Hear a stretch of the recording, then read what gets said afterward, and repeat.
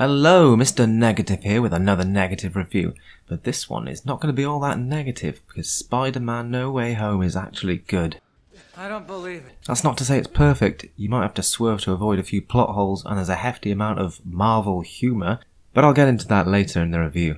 I'm not going to talk about anything that hasn't already been shown in the trailers, and I will be confirming whether or not those two rumoured characters will make an appearance. But other than that, no spoilers in this one. If this video does well, I might do a plot summary spoiler fest type video, as there's plenty to talk about, including 2 end credit scenes, so don't forget to subscribe for that. So, No Way Home picks up exactly where Far From Home left off. The whole world now knows Spider-Man's true identity, and like the first 45 minutes of the film is just dedicated to hammering home how unhappy everyone is now that Spider-Man has been masked and everyone knows that he's really Tom Holland. God blimey, I wish no one knew I was Spider-Man. So Spidey swings off to see his old wizard friend Dr. Strange, who agrees to help him wipe everyone's memory with a magic spell. Strange is very aware of how dangerous this could be, but he knows he has to do it or the rest of the story won't be able to happen. So anyway, Strange cocks it up and releases a menagerie of supervillains, as well as a couple of extra Spider-Men from previous films' universes, which sets the stage for the rest of the film. And that's about as far as I can go without stepping into spoiler territory. There's a lot of bad guys, but front and centre is Willem Dafoe's Green Goblin. This is the movie Dafoe deserved. He gets a ton of screen time, dialogue and fights, and most importantly, he doesn't wear that fucking stupid helmet for nearly all of it. The Green Goblin was criminally underused in Sam Raimi's 2002 Spider-Man, so it was truly amazing to see this actor's full potential realised.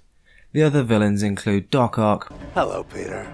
Electro, Sandman and the Lizard. Doc Ock and Electro get a decent amount of attention, and the other two kind of take a back seat. I think this is handled pretty well. With so many villains, it was inevitable that a few of them are going to have to take some more minor roles, and in my opinion, they've put the right people in the right order here.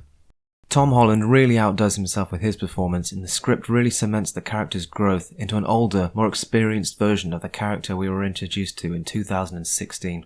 Toby Maguire and Andrew Garfield both reprised their roles, and my cinema genuinely erupted in applause when both these characters were introduced. I honestly didn't care that Marvel is shamelessly tugging on our nostalgia heartstrings. Maguire acts as the older, more experienced Spider-Man, and Garfield brings the comic relief, while still retaining enough genuine moments to be taken seriously. Speaking of comic relief, there are a lot of gags in this, maybe too many. Jamie Foxx might have had 3 lines that weren't jokes. It's the kind of thing you come to expect from newer Marvel films, but it can sometimes take the gravity out of some scenes and characters. If I were a rich man. The plot as a whole is pretty far-fetched and relies on some characters that aren't normally very stupid doing some pretty dumb stuff, but it's kind of inevitable when you bring magic and interdimensional travel into a story, and as long as you don't think about it too much, it just about holds together. There's a lot of "that's not how this particular magic works" moments. Yeah, that's right, there were some parts of this movie about wizards and superhumans jumping through time and space that I found unbelievable. There's a whole lot going on in No Way Home, but it manages to keep hold of the wheel pretty much the entire time, while delivering some incredible performances along the way. It not only wraps up the Tom Holland trilogy, but also provides closure for the Maguire and the Garfield Spider-Man. So this is probably one you don't want to miss. Leave a like and a subscribe if you enjoyed, and I'll see you next time.